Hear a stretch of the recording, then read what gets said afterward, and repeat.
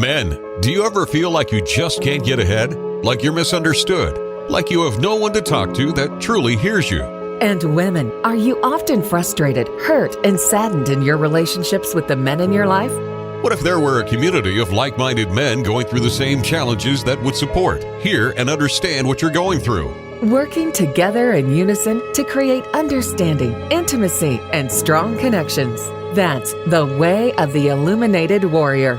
Way of the Illuminated Warrior Talk Show is a forum of candid conversations for men and women about men. Heard every Thursday at 7 a.m. and 7 p.m. Eastern Time on Dream Vision 7 Radio Network. Being a man today is not always easy.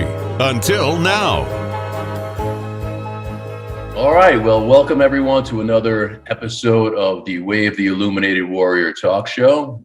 Today, my guest is going to be Alex Cardona, and we are going to be talking about relationships. So all different types of relationships, personal relationships, love relationships, friend, work associates, pretty much the whole gamut. And as you folks that have listened to the show before know, this show is candid conversations. So we haven't prepared anything. We're just going to talk from the heart.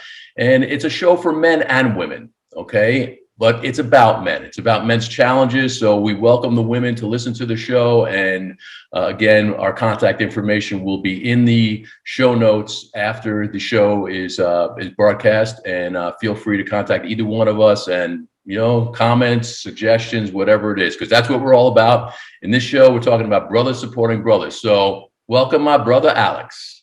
Hey, how you doing, Waska? Good to be on the show today. Yeah, right on, bro. Very good. Very good. So we recently got together and we're just having, just like we're doing now, a candid conversation. And we were talking about various relationships. And again, you know, the intention of this show is to help any of the men that are listening to the show, because really all the things that you and I spoke about and pretty much anything that most guys are going to talk about from the heart when they get together is stuff that we could all relate to.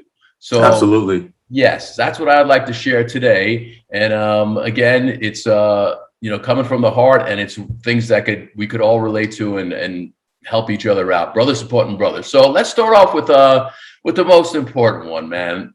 Love relationships, because we all love love. Oh boy. So yes, we do. I've met your wife, your beautiful wife. So let's talk about relationships, man. And whatever you're comfortable talking about. Absolutely. Beautiful. Whatever you're not comfortable talking about, I take out the poking stick and poke you. Hey man, I gotta be careful what I say, because you know, if she hears this, then you know. Well, not if she hears. Hey, I'm not worried about you. I'm worried about her. That's right. When she hears it. Okay. Right. So I love that. So let me start off my first question with that. So it's interesting. We joke around about that with our partners, and I just remember even before I got married, you know, my friends would be like, "Oh, well, my wife's going to let me." You know, and that whole statement always, I still hear it from my bros today. Some of my best buddies and guys that I work with in, you know, in the circles and stuff. Well, I got to ask my wife and see if she'll let me. Now that was always a trigger to me, like in a relationship where I feel that it's a symbiotic relationship where you're both giving and taking and sharing and being authentic with each other. Why would you have to like let either one do anything? Wouldn't you be happy to, you know, say, "Hey, honey, if that makes you happy, go do it. And, you know, I'm going to do this. And, you know, of course, we'll spend time together." And she would be like, "Hey, honey, that's what rings your bell. Go for it." You know, so what's your experience with that as far as like letting you do anything? I think that when you look at relationships and you go with the context of somebody letting somebody do something, it really comes down to approval. Right, you're really worried about whether that person is going to approve whatever action or behavior. Like I used to feel guilty in previous relationships. I used to feel guilty about maybe spending time with the guys versus, you know, not spending time with my wife. And that to me was something that I had to get over. I had to get over and say, you know, it's actually healthy for me to have my time to say, okay, I need my time by myself, or I need my time to do things that I still need to maintain hobbies. And to be honest with you, a lot of that didn't happen, or a lot of those lessons didn't come to me until it was the relationships. There were times where the relationships didn't last, especially prior to my wife, where I was all invested into certain relationships. and I was going for the approval of the spouse that I was with. And then when it failed, I felt empty. I was like, man, because I put all my hobbies and all the things that I like to do, and even my personal development and self-growth, I put that on the side because I needed the approval of the lady to go ahead and execute. And in that process, particularly when I lost my relationships, and even with my wife now, when we had our troubling times as well, one of the things that I learned in that process is women don't want to take care of somebody. Like women want a woman wants a man that's actually going to be, and I know this is a tough word to say, and I'm going to say it with a fine line because this word dominance has multiple connotations, right? And sometimes when we think dominance, we think, oh, I gotta, smack my woman. That's not what I'm saying. I'm not saying anything physical. I'm saying in regards to being self-assured with who you are, it's our job as men to dominate a certain space. It's our job as men to say, okay, I'm gonna do this and I'm gonna execute this, because women are biologically designed to receive. And so when you look at it from that context, our job is to create a space and not necessarily say, oh, well, it's okay, because prior to doing what we were doing now, we were hunters and gatherers. We didn't have to go ask our wives if we can go hunt a bear. Like we had to go do that. It was expected, yes. It was expected, So having that mind shift and saying, you know what, it's not necessarily about approval. It's about a balance. Now, granted, I'm still going to tell my partner what I'm doing out of respect. And if she says something that, that she doesn't agree with, if she says, hey, I don't agree with that, then it's on me to say, I understand where you're coming from, or maybe I don't understand where you're coming from. Explain it to me, and I will cater the needs to that relationship. But the idea of doing every single thing regarding what she says is right or wrong, I don't know if that's something that helps us as men continue to grow within our own journey. Yeah, when I hear dominance, whether it's male, female, whatever, I don't think anybody wants to be dominated. So I understand what you're saying with that. And I believe like women want a guy that's gonna, I think you used the word execute also, that's self-assured, that's confident. Yes. That's going to get the job done, but not like, because there's a difference between like power and force, like right. Power is something more that comes from like our soul, our spirit, our solar plexus, where we could emanate power without having to dominate or force anyone. Whereas force is more like we have a military force, to use an analogy between force and power. So I hear you with that. And I totally concur with having our self-time. I believe in any relationship, and I've talked to a number of my partners along the years with this, the importance of having me time, and that means me as well as she time, that we have our own time to do whatever it is, self-care, whether it's exercise, yoga, shopping, reading, going to the gym, whatever it is. Having time with our buddies, with our friends, she goes out with her friends, I go out with my friends, and then we come back together and then we share our experiences if we so choose to do that. And we just, when we're together, we're like totally present for each other. We're not thinking about, hey, I want to go out with my buddies, or like, wow, I didn't get to go to the gym today. So I think all of those things, the he and she time, the me and she time, whatever you want to call it, our own personal time, our time with our friends, our buddies, and our time together. I think the healthy balance of that really makes a big difference, and has a real cohesive, balanced relationship. More than it's just all of us together at the same time kind of thing. Or like just absolutely. And what that does, and here's the crazy thing about it, one of the things that I found in relationships really early, when you're not taking that time for yourself, you're dependent on your spouse. And it goes back to the idea that a woman doesn't really want to nurture her man. She wants to nurture her child, but she doesn't want to nurture her man.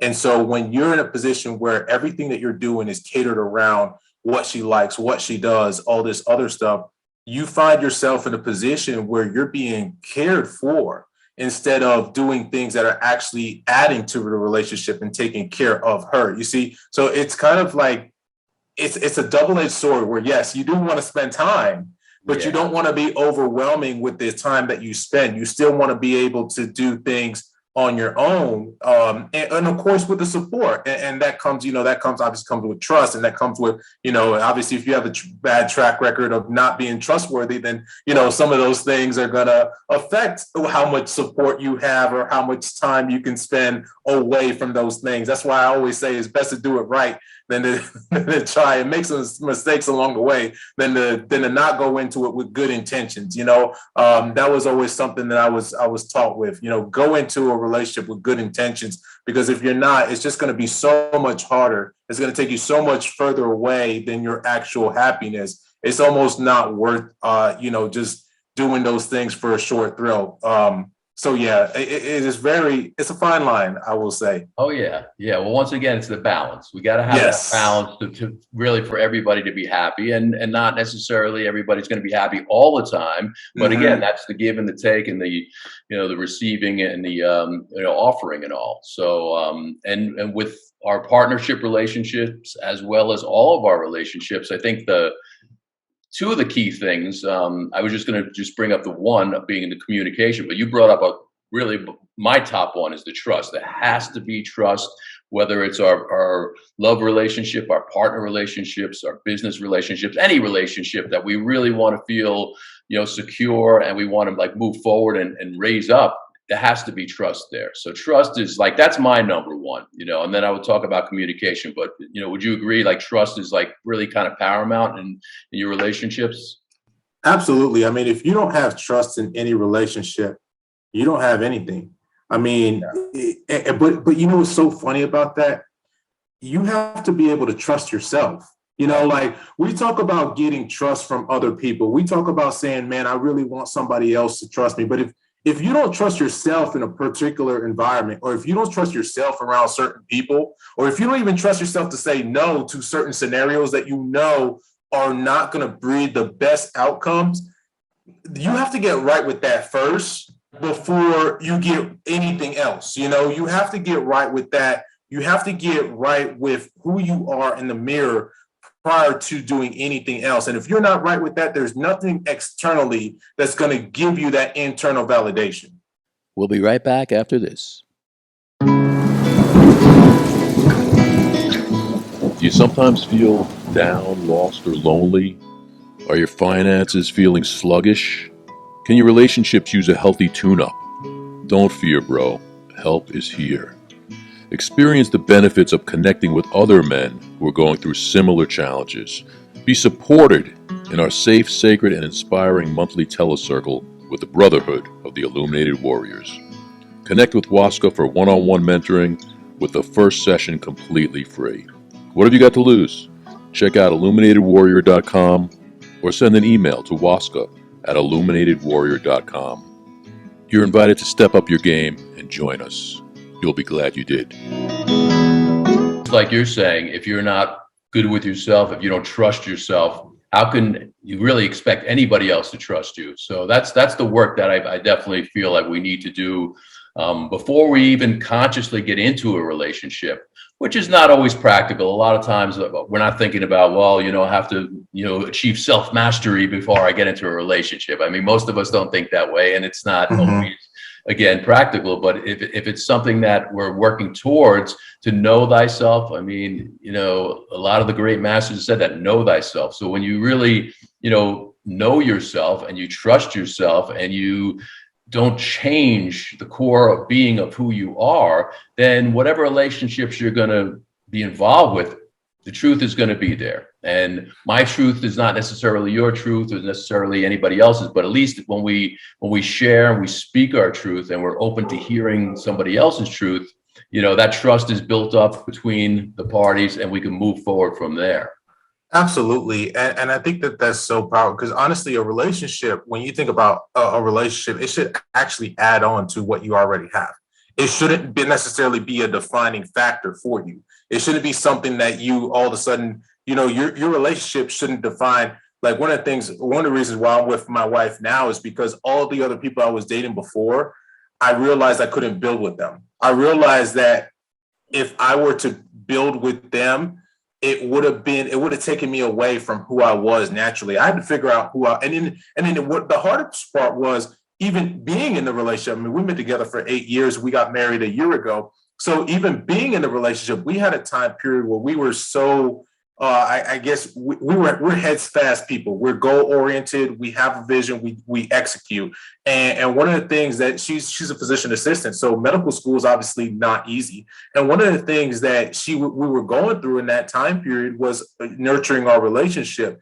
And in that process, I had to figure out really quickly what it was that I would do, obviously, when she's not around, because it was the only time that, even though we were in a relationship together, we couldn't go on date nights. We couldn't do some of the things that we wanted to do, that we couldn't go travel. We couldn't make extravagant plans because she had an exam every other week and she had things that she was doing to try to get to where she needed to be. Well, that took on its own toll. But all I can say from that is I had to grow up in regards to what was I, like the things, it's funny. One of the guys I used to talk to, he used to tell me, when you're a boy, the things of a boy no longer appease to you when you really become a man.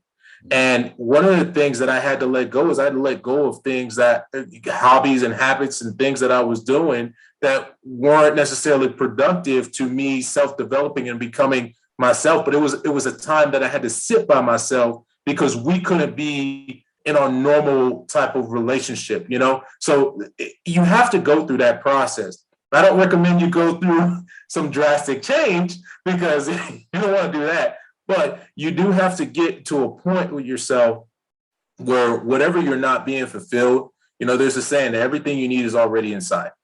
And a lot of times what we do is we take the approvals of other people. And I know we're going to go into multiple relationships. So, we take the approvals of other people's and what they think that we should do, and we put that above ourselves.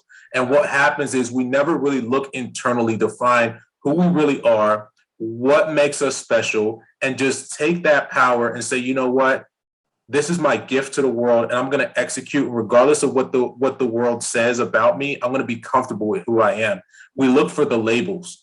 And so when we stop looking for the labels and we stop saying, okay, you know what, this or this or this or this defines me, because you can't take it all with you anyways. When we stop looking at that and we really look internal as far as who we are, we find some greater things within ourselves. And that's how we're able to say, you know what, I'm going to not only be in a relationship where things add on to me and enhance who I already am and who I'm becoming, but by my enhancement, I'm going to enhance the status of our relationship. I'm going to enhance us together because we're a unit, so you can't forget that even though when you scale and you create, the version of yourself that you've been going for, you can't forget about the person who you were with during that time period, because that person, hopefully, if they supported you along the way, that person deserves all the glory that comes with the hard work of being where you're at, wherever it is that you're going. Yeah, well, that's beautiful because that's true partnership, man. That's what I'm saying. Oh, yeah, true partnership. So we do the work first for to know ourselves and to come to a place that we trust ourselves, we understand ourselves, and then we could get into relationships. And that second aspect I was talking about that I feel is like right up there is the communication. So yes, obviously we could talk to ourselves and all, but when we have the partnerships, that open communication, because we've heard this saying before, we got 2 ears and one mouth. I mean, God gave us one mouth and 2 ears for a reason. And so much of the time we're like talking, and we're not listening to what the other person sitting across from us is saying. Right. How many times it's like you're already ruminating in your head at what your response or what your reaction is going to be. Especially the reactions are when we don't like what we're hearing the other person say, our partner saying. We're thinking about being more defensive and all. And as soon as we do that, we're not in the present moment. It's not really clear and equanimity of communication there. We just want to win the battle, man. We want to win the fight. We want to win. We want to get our point across, and we're not fully present and listening. So that communication really in any relationship is so key. And just to add to what you were saying about that, we elevate and we do our own thing, and then we come back together, or we stay cohesive and in touch with our partner, and we have that communication, and we spread the love, and we give kudos to each other for standing by each other. And, sometimes the process is just being silent. That's Indeed, the process, it is. right? That's the process sometimes. And that's how we could support ourselves sometimes also, just by being present and listening for each other, right? Yes, absolutely. Absolutely. And sometimes it takes a time, for us to get to that spot, because not every counter argument that we have is even worth it.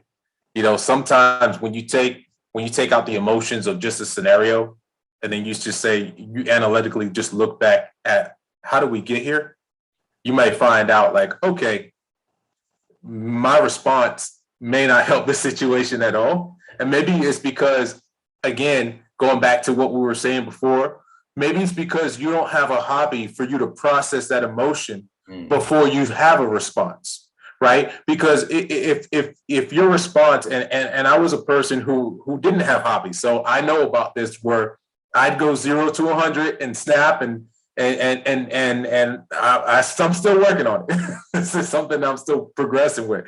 But sometimes for me, in order for me to dissect a conversation and to really provide that open communication, I need to go on a 7-mile run before I do anything. But because whatever I'm about to say in this moment and in this space isn't going to breed the best thing for my relationship. And it's best for me to take that time to go do something and get away from the scenario. So that way, when I come back to it, I'm going into it with a clear heart and clear mind. And that's really what the importance is of having those self hobbies. Because if you don't have those, you're always in the relationship. How can you effectively come to a space of communication if you never even took time to communicate and process your own feelings and your own emotions and your own baggage that you got going on? If you never did that, you're just going to throw that on to somebody else. So it's so important that you do create that space for yourself, if anything, just to keep your mental sanity, because it's not easy. You and I both know it's not an easy thing, man. It gets harder and harder as the year goes on, right? So. Yes, very, very true, bro. Very true. Well, I like the way you said, like, the self hobbies and all. I'm thinking of it more. It's like self-discipline, and it's giving yourself that space, which is really important, as you just brought up, to process these things and not. It's a difference between reacting and responding to somebody. Right. Also, having brothers, because it's not a real common thing, that you could sit and talk to about it. That's why like the Illuminated Warrior circles that I do, it helps me just as much as it helps my bros. Just to be able to sit there. We're not there to fix anybody. We're not there to tell anybody, well, you should have done this or you shouldn't have done this. And that's what women do, man. That's what, if you could be a fly on the wall, women commiserate with each other. They're not there saying like, oh, he was this and you should have did this. They're like, oh yeah, I feel you. Oh, what can I do to support you? And that's what guys need also. We don't need to be like, puff out our chest and be like, oh, let's go, go tip some cows or whatever the heck, we need to get our feelings out and our emotions out. So whether it is, self-care, going to the gym or running or whatever it is, or creating that space to just process and let things just disperse and figure it out, and then come back, or it's sitting with our bros or anybody, just to get it out, because emotions buried alive never die. So it's really important to process those things and get them out and share them in a good, healthy way, rather than just exploding onto your partner. And so whether it's the gym, like you're saying, or a men's group, or meditation, or exercise, whatever it is, man, that's key. So I want to shift into another area, something that's let's do it. Warm to my heart, but I know is really warm to your heart, man. I want to talk about our dads, man, because I love the experiences that you've shared with your dad, and the relationships that you had. And, again, doing the work that I've been doing for 20 years, I've heard a lot of different stories of relationships with fathers and sons. My relationship with my dad, he's gone almost 6 years now. So, Wow. I grew up in an alcoholic family. My dad drank pretty much every day. from the time he's 13 to his adult life, so that's how really I knew him for most of his life. And, I could go on about the stories of how I didn't get what I wanted. I didn't go to my ball games. I didn't feel loved and all that. But you know what? I did the work for myself because I was angry for a long time and I went through a lot of like emotional stuff. I forgave him, I forgave myself, and I did the work necessary to have a really good relationship with him, accepting him exactly where he was, because it took me a long time to really just acknowledge. I mean, he went to sleep. He fell asleep in his dad's bed when he was like 12 and a half years old. He woke up, his dad was dead. I mean, he never got over that, man. He just never got over that. I never really took that into the equation. I figured, okay, he dealt with it. He grew. No, he didn't. He was a 13-year-old man. And that helped me to really develop a relationship where I could meet him on his own level and we could have a good relationship. And, he gave me what he could do, the best he could do. And it was beautiful towards the end. So now your relationship with your dad was very different. So share with that, man, because I think it's a beautiful thing that you have going on there. Absolutely, man. My dad had me when he was 19 years old, and he did not know what he was going to do. And he provided a life for my brother and I that, honestly, I would say probably motivates me more than what I even tell him today, because he really did provide us with a middle-class home. My mom was 21 years old.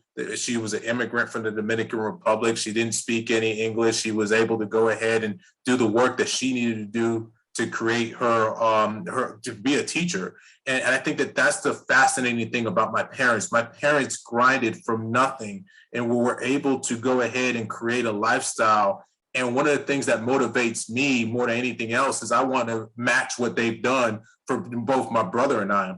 But my dad was a very disciplinarian. He kept a tight ship, and I didn't appreciate that as a kid. Like as a kid, I did not like it. No, we do not. But as an adult, I can't tell you how much I value that now, because one of the things that I've gotten and one of the things that I've been able to understand is I've been able to really understand, obviously being in a marriage and being in a relationship, you can understand sometimes where you have flaws, and you can understand where those flaws are and where those flaws come from the older that you get. And you have a different perspective on life, right? Because one of the things that my dad always told me, and I really appreciate about this, I asked him about getting older. I'm now going to be 32 in November. And I remember when I was 29, I was turning 30, and I was freaking out because one of the things that happened in that time period was 10 years. I was like, holy cow. I remember turning 21. Now I'm 30. And I remember all the things I did in my 20s. And I was like, I can't believe that 10 years have gone by this quickly. And I asked him, and I was like, because, before 20, most people don't really remember anything before 20. It's like, you have the anticipation to turn 21. And then when you hit 25, you're still in your 20s. But when you hit that 10-year mark from 20 to 30, you really start seeing life a little bit differently, especially if you realize, okay, from 30 to 40 to 50, and it's going to go by just quicker, if not faster. And you're like, man, what lessons do I need to know? What do I need to say? How do I grow? How do I scale? All these different things. One of the things my dad told me, he said, getting older is like being a sports player. When you're a sports player, I mean, look at Tom Brady, 42 years old. The man has seen every freaking defensive package you could ever throw at the man, right? Yeah. He's already seen it. And he said that getting older is kind of being like that. What happens is you see the same scenarios, but the game becomes slower. And that's something that I've been able to appreciate. I've been able to appreciate with how he's raised us. I mean, we grew up in a dojo. So we grew up, my brother and I, we were in the karate school literally from Monday through Saturday. Like there was no other option. And again, I didn't appreciate that discipline. I took that discipline for granted, particularly when I went to college. I went to go party and do things and create habits that I probably shouldn't have. And then probably now as an adult. Probably. Yeah, definitely shouldn't have. I'm sure he'd be saying the same thing when he hears this. Not only probably, like you definitely shouldn't have done that. And that's why you were in the dojo. But, what's crazy about that now as an adult, and now that I have my own business, those same discipline structures are now more important to me now because they decide my income. If I'm undisciplined, I don't get paid. But if I'm disciplined as a business owner and I understand that from my upbringing, I can create a system and I can duplicate a system where I can create a certain amount of income, and that allows me not to work for somebody else. So in a way, it's been a blessing in disguise, but again, it had ugly packaging around it. So some people don't see that. So Yeah, well, I mean, you got to take the good, the bad, and the ugly, but yes. but that's beautiful to have that life lesson, to have, really a mentor as a dad. And I want to be very clear. I am so grateful to my dad. I miss him every day. Again, when I was younger, I was like, I didn't understand and I was angry. But once I reached that maturity and really, again, forgave myself, forgave him, our relationship was pretty good. But I wouldn't be the man I am today if it wasn't for all the lessons that he taught me. Really, so Yep. and they were tough lessons. I was in a different kind of dojo. I had the fully stocked bar in the basement with the 8-foot pool table. So we could party hardy, as he would say. My dad was Oh, great man. party hardy. So it was a kind of Yeah. a different teaching, so to speak. But I learned a lot from him. I really did. And I say it with the most respect that I can. I learned a lot of the things that I didn't want to do to raise my kids. Absolutely. And I know that sounds maybe disrespectful, but also I know he's up there. He's hearing me, man. He knows that I loved him when he was walking the earth. I love him, to pieces now. He helped make me the man that I am today. So I'm very, very grateful. And I think that's the work we all have to do. It's like just to sit with a pity party and say, oh, I was dealt this hand or dealt that hand. There's always tougher situations out there, and that's not the motivation. The motivation should really be like you're saying also, man. It's like, what can I do to, like, not just in business, we hear level up our own personal soul, our spirit, like that's why I call the show a lot of times, like brothers supporting brothers. Like, how do I help you level up? How do you help me level up? How do we help level up our brothers who are like not sure even how or where to take the next step? And that's what it's really all about, because we're in a very competitive world, a very competitive society. It's the I, me, my. And I fully believe, like, hey, if I could help you, it feeds my soul. And whether anything other than that comes out of it, that's a blessing, or a mitzvah, as it's called. And, that's the worst thing that could have happened. Like, I did a good deed, but as a good person, you're going to, pay it forward also, whether you're helping me or somebody else, or we all get together and just raise that vibration, man. I think that's really what it's all about. Absolutely. I mean, you can't level anything else up without leveling up yourself. I mean, you can find that out the easy way, or you can find out the hard way. You have to be able, and it's funny how you said about that journey, how it took you a while. It took me a while to get there too, because I was competitive. Like, again, me and raising the dojo, we used to fight all the time. So I took that philosophy to life.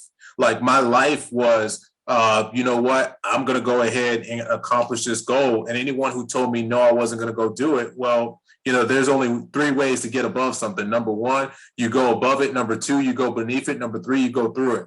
I didn't know about going over, above, or underneath. I knew about just going through. And I was an executor at that, and I was proficient at going through. And while I went through, I would bottle up my emotions. I wouldn't say anything. I would go through things. And then when things didn't go my way, or they didn't go as anticipated, I'd blow up. And it was not a healthy way for me to live my life. But I had to let go of a lot of those things, kind of very similar to what you were saying. I had to realize that I wasn't the victim. Like, I had to realize that I wasn't the victim anymore of my parents' decisions and upbringing and all that. And the reason why is because I get to control my life today. Like, I control where I spend my time. I control what I do. Like, I control if I'm going to replay that movie of, like, oh, I've been here and I've been there and I've been going through this scenario. And again, it wasn't all pretty, but, it helped me get to where I'm at today. But the reason why I'm able to say that is because I've been able to let go of the victim mentality, saying, oh, woe is me. This is what I need to become. and this is who I am. And that's what I think is something that you were saying earlier. Men don't talk about things. You know, we don't. We tend to be competitive, buy nice cars, use women, use drugs to just get over things that no matter how much poison you drink, you will never make that other person die. That's the crazy thing. And I was a proficient person of drinking poison. I was so proficient, whether it was with women, whether it was with drugs, whether it was with just not being able to using people. Like I was good, like in regards to personality, but it was my agendas. It was all those other things that were behind the smile that people didn't really understand.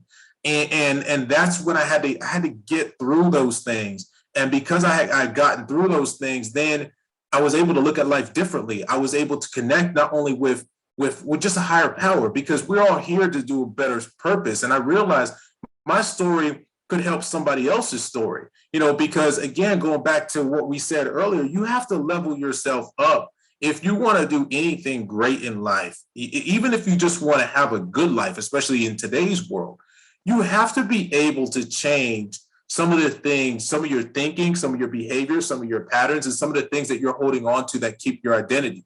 One of my mentors told me that COVID was God's gift in ugly packaging.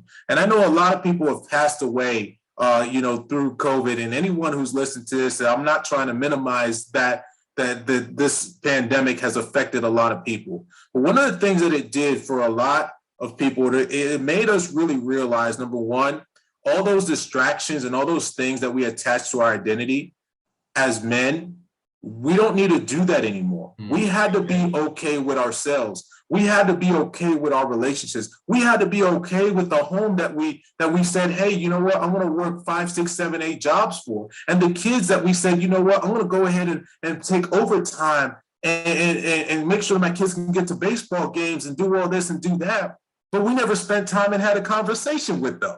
You know, so we were forced to finally look at the things that we were built and ask ourselves this one question: who are we in those things? Who are you in that marriage? Who are you while you raise those kids? Who are you as a man? These are hard questions. And then, dude, they're ones that even we go to other men and we should say to ourselves, man, we should ask that question to another man. But sometimes we're too afraid to ask that question because we don't want that other man to say, oh, well, you don't know what it is that you're doing with your wife. I'll go find out. You know what I mean? Like something crazy like that. It's kind of the way it is. And it's just, we finally are in this place now where we have the most power than what we ever had before. We have the power to literally say with ourselves, you know what, let's go find our purpose. Let's go live our purpose. Let's go be as great as we can. And let's go get away from those things that were holding us back. And as the world moves forward, we can't get back into those things. You know, we have to be conscientious of the lessons that we learned this past year and not get caught up in, you know, I'm a big guy in football. So, you know, not get caught up in, you know, oh, I got to watch the football games and, you know, do all the fantasy stuff and watch the basketball games, but not necessarily take time to develop myself. That's no longer okay. You know, you are important. And that's something I think that a lot of men need to hear. They're important enough to work on themselves, and those external things will never give you that internal pleasure or peace of working through the trauma and the things that you've had to go through in your life and letting those things go.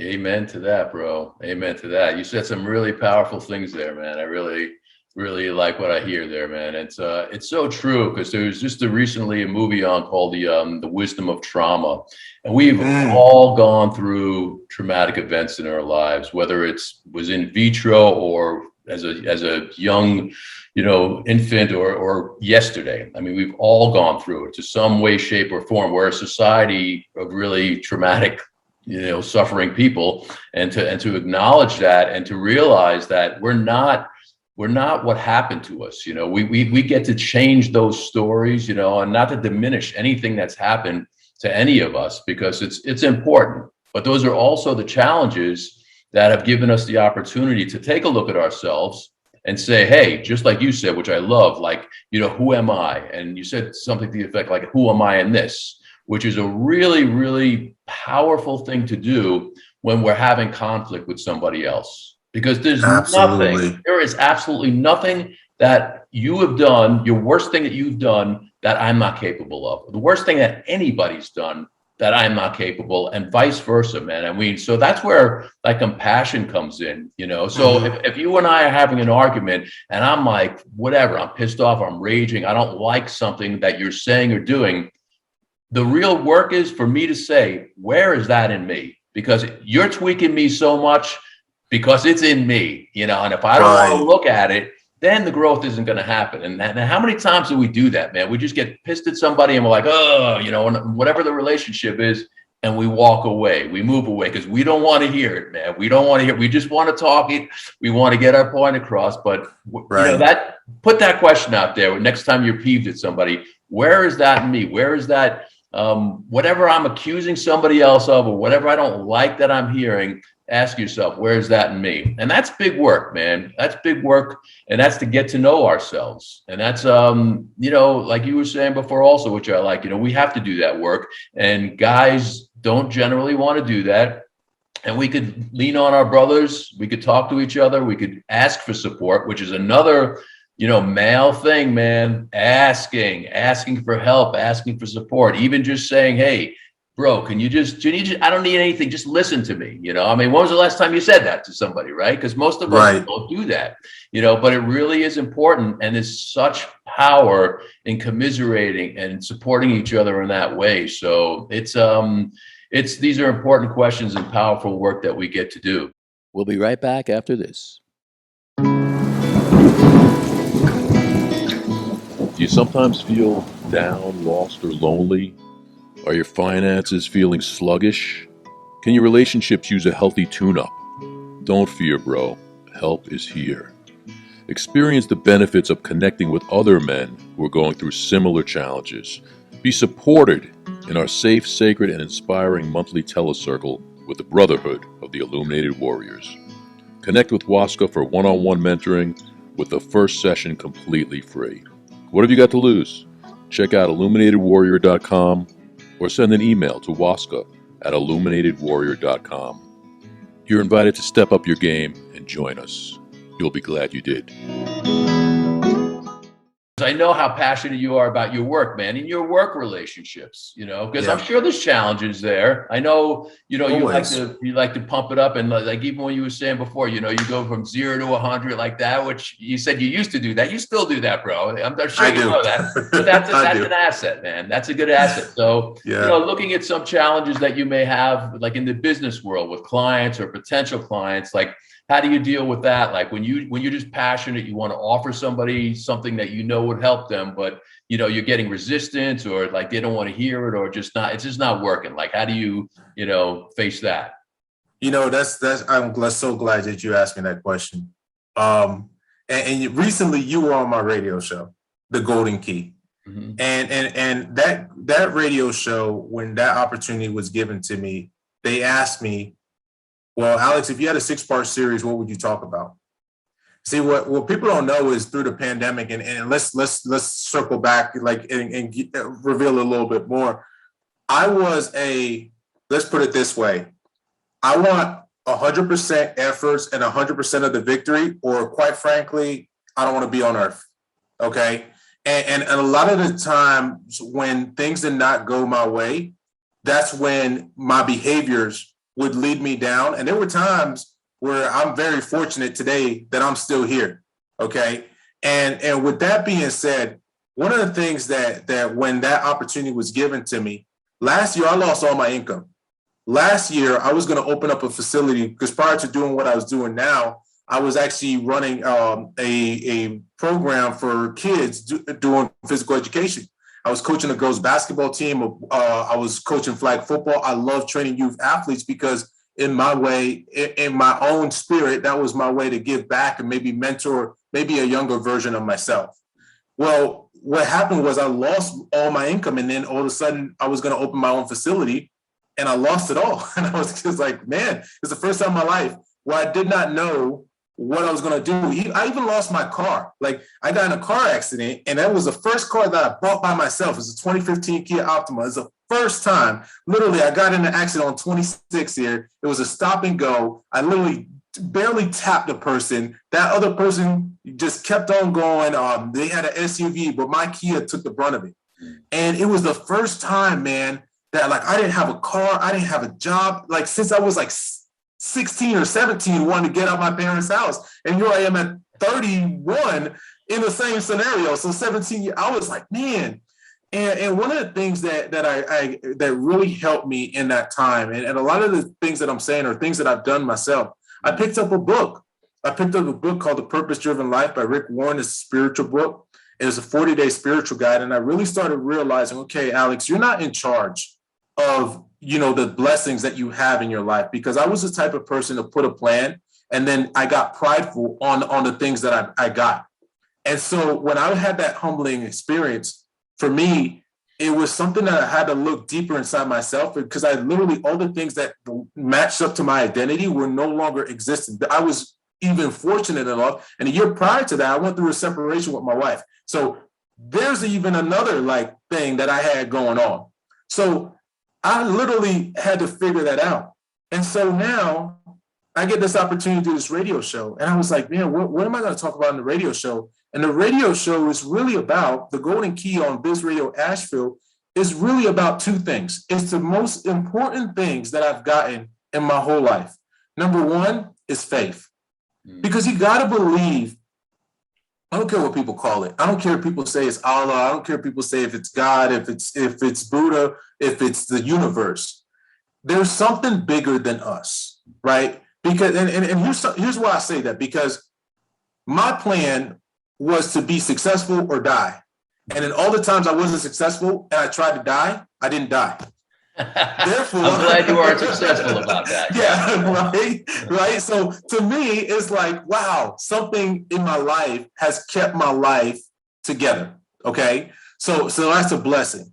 And then the other thing that I got was self-confidence, but not self-confidence where it comes from pride. It's more of so you can't get too high, you can't get too prideful, but I've also been too low, and you got to balance that in your life.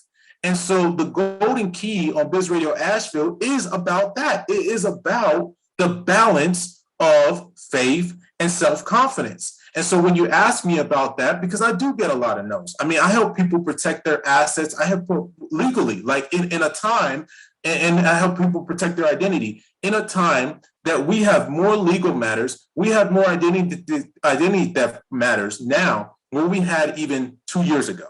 Okay. And people right now are getting taken advantage of. And the only thing that's holding this beautiful country together is that gray area of law. But not everybody has access to the law. And so what I do is I help people get access to the law in all 50 states. And some people see that, and some people don't see the value of that. But what I love the most is I never let that take me away from my mission.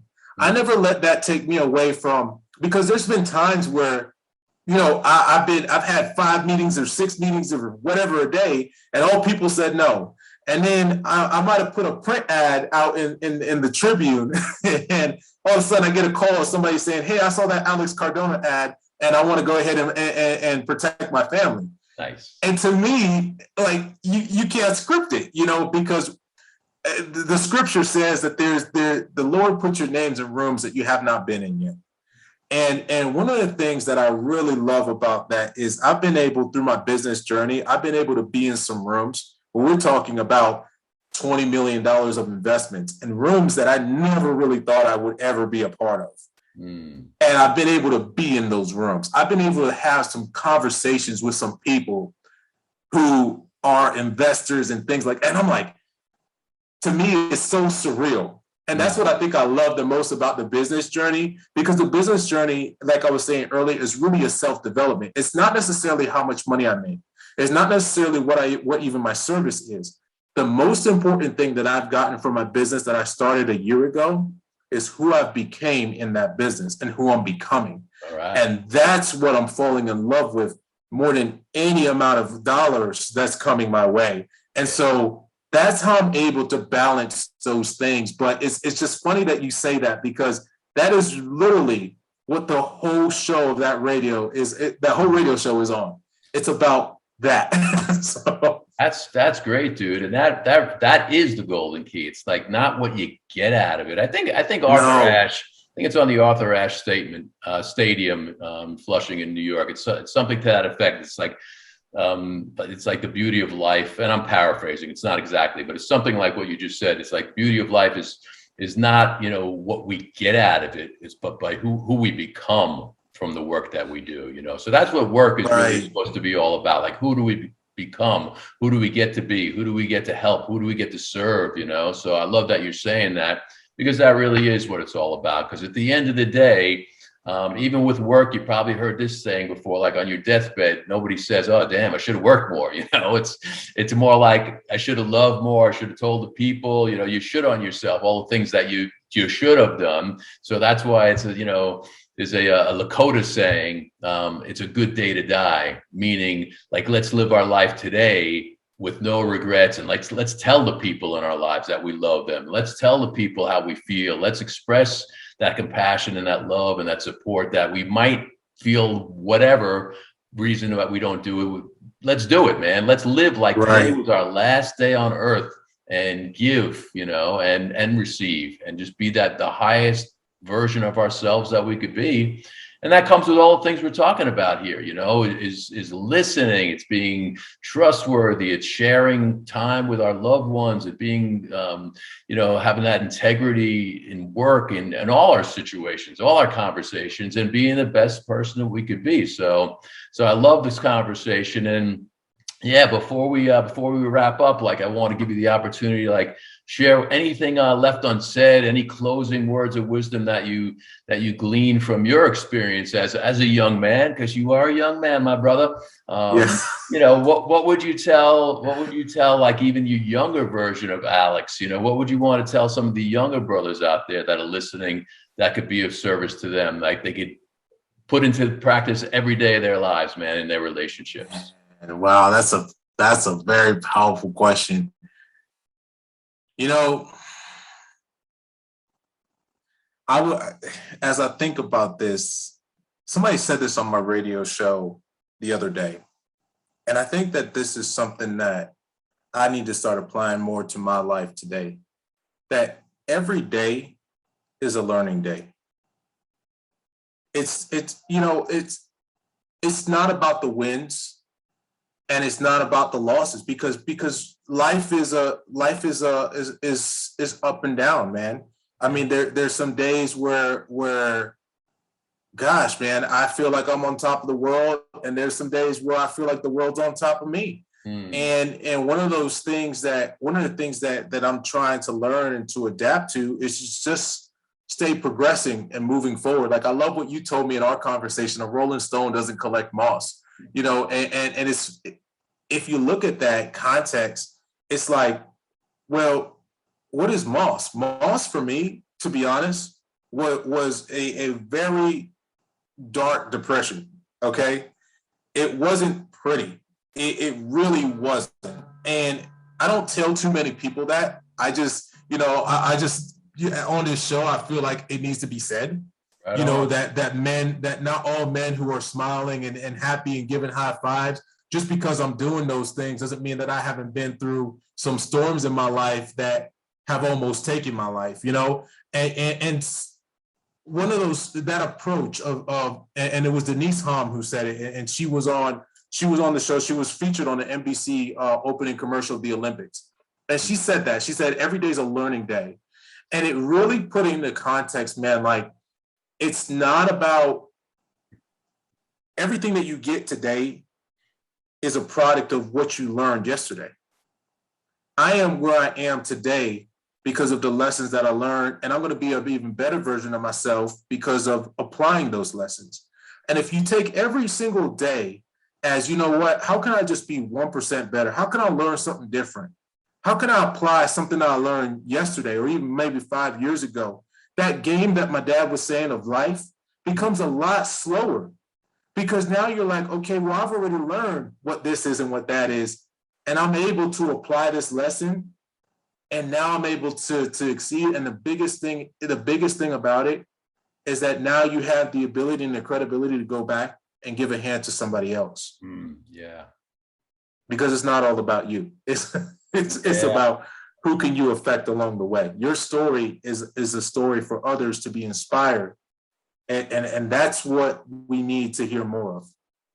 Beautiful, bro. Beautiful. Yeah, I love that, man. I'm really glad that you were vulnerable enough to put that out there, because that's so true, man. This, for anybody listening now or in the future, it is so important, man, for us to open up our hearts and be vulnerable, because like I said in the beginning of the show, which you know all too well, anything that, the hardest trials and tribulations that any of us have gone through, we could all relate, man.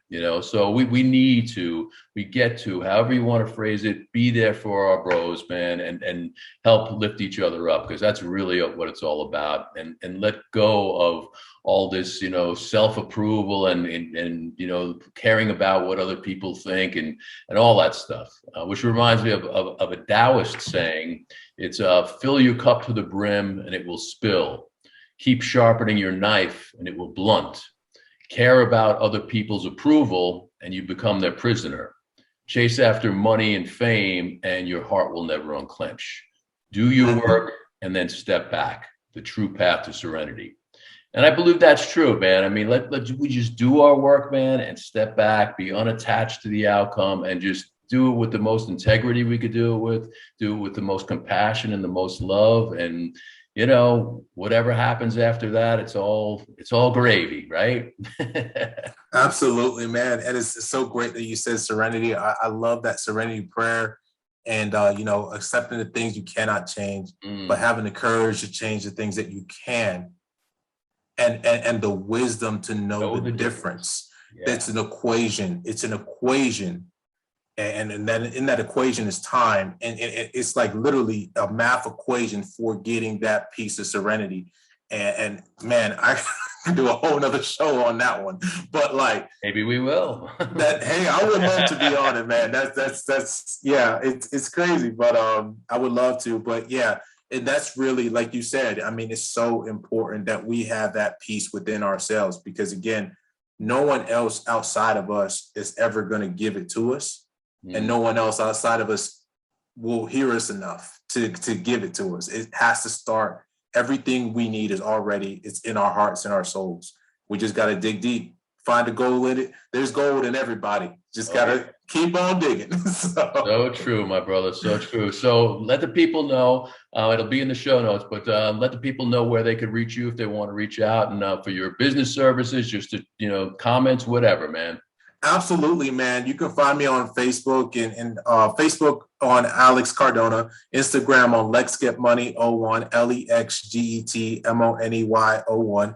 And then you can also reach out to me via email, which is cardona.legacy@gmail.com. And you can also via text at 561-856-1025. And last but not least, anyone who wants to hear my radio show, it's on Biz Radio Asheville. Literally, Waska was on the show. So if you want to hear vice versa, what's Waska as an interviewee, that's kind of amazing. So go check that out. It's on bizradioasheville.com, or you can download the app, Biz Radio Asheville app, by texting Asheville to 36260, and you can go ahead and have the app on your phone and listen to us while you're in the car. So yeah, that's how you find me. Right. Come to Asheville. You can't get in touch with them with all that, people. It's a problem, man. Hey, man, I might have to give up my Social Security, but good thing I have identity theft protection, right? I know somebody who could help you with some identity theft protection. I do too. We got you covered, man. We got you covered. Well, this has been awesome, brother. Thank you for sharing in this time, and I would like to do it again in the future. So thank you. Absolutely. Thank you for your presence and your good. Your good words, man. So as I always end the show, until next time, continue to illuminate your paths with loving kindness. Visit IlluminatedWarrior.com if you'd like to go deeper and find out more about what's available within the Illuminated Warrior Men's Transformational Community. Tune in next time for more candid conversations for men and women about men on the Way of the Illuminated Warrior Talk Show every Thursday at 7 a.m. and 7 p.m. Eastern Time on Dream Vision 7 Radio Network. Until next time, Illuminate your path with loving kindness.